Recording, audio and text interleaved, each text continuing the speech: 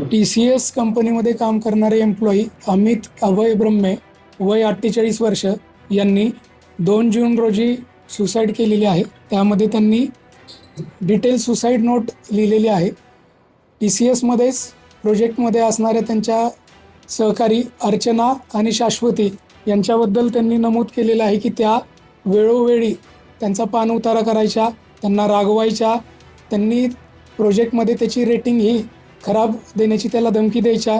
तसेच जेव्हा यांचे वडील आजारी होते, त्यांच्या मिसेसना कॅन्सर झालेला आहे, अशा वेळेस सुट्टी मागत असतानाही त्यांनी सुट्टी देण्यासाठीही त्यांना बराचसा त्रास दिला.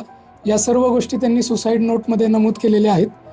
तसेच या दोघींव्यतिरिक्त त्यांचे जे मित्र होते विनोद पालीचा यांच्याबद्दलही त्यांनी नमूद केलेलं आहे की विनोद पालीचा यांनी वेळोवेळी TCS कंपनीलाही माझ्याबाबत चुकीचे ईमेल केले, माझी बदनामी केलेली आहे आणि माझ्याबद्दल चुकीच्या पद्धतीने पोलिसांकडेही तक्रारी करण्याचा प्रयत्न केला.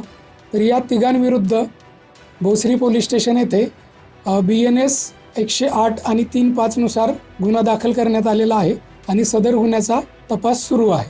त्यापैकी तुम्हाला ताब्यात घेतलेलं आहे का? आणि जेव्हा ब्रह्मे यांनी सुसाईड केलं त्यावेळेस घरी कोण होतं किंवा त्यांच्या पाठीमागं कोणी होतं? ब्रह्मे यांचे पुढे त्यांच्या मिसेस आहेत, त्या कॅन्सर पेशंट आहेत आणि त्यांचा मुलगा असतो घरी.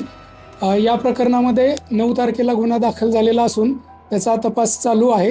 सध्या तपास हा इनिशियल स्टेजमध्ये आहे.